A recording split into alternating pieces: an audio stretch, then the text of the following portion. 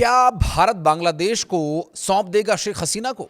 आखिर शेख हसीना ने भारत में ही शरण क्यों ली? इससे भारत बांग्लादेश के रिश्तों पर क्या असर पड़ेगा? चीन को इससे क्या लेना देना है? इन्हीं सब मुद्दों पर होगी बात। नमस्कार, मैं हूं आशीष त्रिपाठी। बांग्लादेश में इस वक्त तनाव का माहौल है। जब से यहां की पूर्व प्रधानमंत्री शेख हसीना को सजाए मौत सुनाई गई है, तब से यहां पर हालात काफी बिगड़े हुए हैं। और आपको बता दें कि इस फैसले के बाद रात भर बांग्लादेश सुलगता रहा। इंटरनेशनल क्राइम्स ट्रिब्यूनल 1 ने पूर्व प्रधानमंत्री शेख हसीना को पिछले साल के छात्र आंदोलन पर हुए हिंसक दमन और मानवता के खिलाफ अपराध के मामले में सजाए मौत सुनाई। इसके बाद पूरे देश में प्रदर्शन और हिंसा की तस्वीरें दिखने लगी। शेख हसीना के खिलाफ निर्णय आते ही एक बार फिर से एक गुट उनके पुश्तैनी घर पहुंचा और तोड़ फोड़ करने लगा।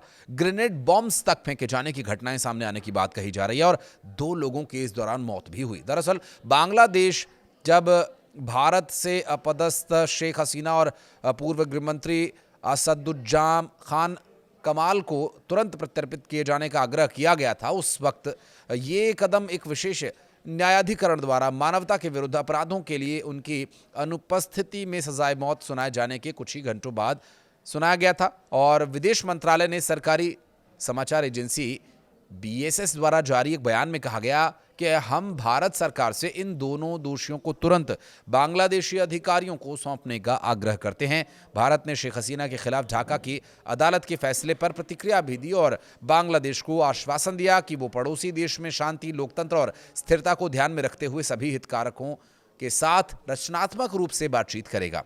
जबकि विदेश मंत्रालय ने कहा कि भारत बांग्लादेश के लोगों के सर्वोत्तम हितों के लिए प्रतिबद्ध है, लेकिन उसने हसीना के प्रत्यर्पण के ढाका के आह्वान पर कोई टिप्पणी नहीं की। मंत्रालय ने कहा कि भारत ने पूर्व प्रधानमंत्री शेख हसीना के संबंध में बांग्लादेश के अंतर्राष्ट्रीय अपराध न्यायाधिकरण द्वारा सुनाए गए फैसले पर ध्यान दिया है। मंत्रालय ने आगे कहा कि एक करीबी पड़ोसी के रूप में भारत बांग्लादेश के लोगों के सर्वोत्तम हितों के लिए हम प्रतिबद्ध हैं, जिसमें उस देश की शांति, लोकतंत्र समावेशित हो और स्थिरता भी इसमें शामिल है। हम इस दिशा में सभी हितधारकों के साथ हमेशा रचनात्मक रूप से जुड़े रहेंगे।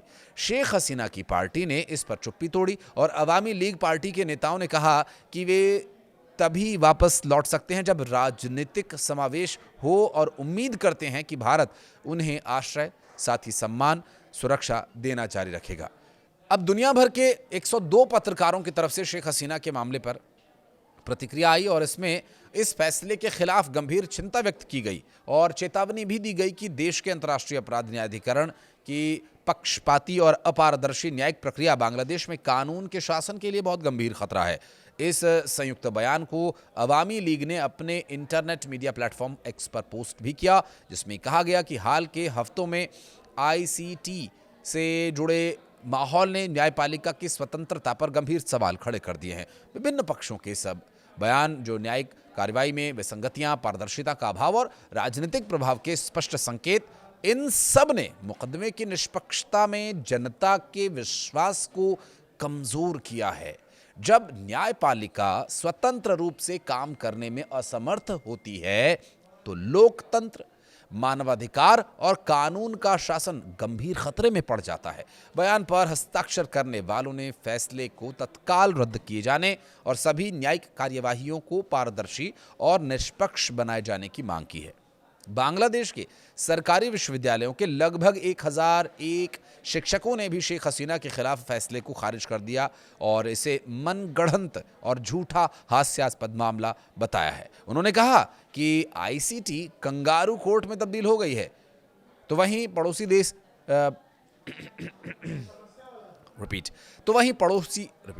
तो वहीं पड़ोसी देश चीन ने मंगलवार को कहा कि हसीना को सुनाई गई मौत का सजा ढाका का आंतरिक मामला है। इस घटनाक्रम पर कोई टिप्पणी करने से उन्होंने इनकार कर दिया और विदेश मंत्रालय के प्रवक्ता माओ निंग ने कहा कि चीन बांग्लादेश के सभी लोगों के प्रति अच्छा पड़ोसी और मैत्रीपूर्ण नीति के लिए प्रतिबद्ध है। हमें पूरी उम्मीद है कि बांग्लादेश में एकजुटता, स्थिरता और विकास होगा। बांग्लादेश की राष्ट्रीय साइबर सुरक्षा एजेंसी ने मीडिया को पूर्व प्रधानमंत्री शेख हसीना के बयान प्रसारित करने से भी पाबंद किया है, क्योंकि उन्हें सजाए मौत हो चुकी है और एजेंसी ने राष्ट्रीय सुरक्षा का हवाला दिया और साथ ही इस कदम को अवामी लीग को दबाने का प्रयास भी कहा जा रहा है। संयुक्त राष्ट्र और पत्रकारों के फैसले पर चिंता जताई जा रही है। अवामी लीग ने बंद का आह्वान किया, जिससे देश में तनावपूर्ण स्थिति बनी हुई है। हालांकि प्रत्यर्पण अनुरोधों को आमतौर पर सद्भावनापूर्वक स्वीकार किया जाता है, लेकिन ये बहुत कम संभावना है कि भारत हसीना को प्रत्यर्पित करे। भारतीय कानून और द्विपक्षीय संधि दोनों ही भारत को महत्वपूर्ण विवेकाधिकार प्रदान करते हैं, और खासकर उन मामलों में जब अनुरोध को राजनीति से प्रेरित या अन्यायपूर्ण माना जा सकता है। तो अब देखना यह होगा कि आगे इस पर क्या स्थिति रहती है। इस बारे में अगर आप कुछ कहना चाहें तो कमेंट सेक्शन में अपनी उपस्थिति जरूर दर्ज कराएं। वीडियो को यहां तक देखने के लिए धन्यवाद।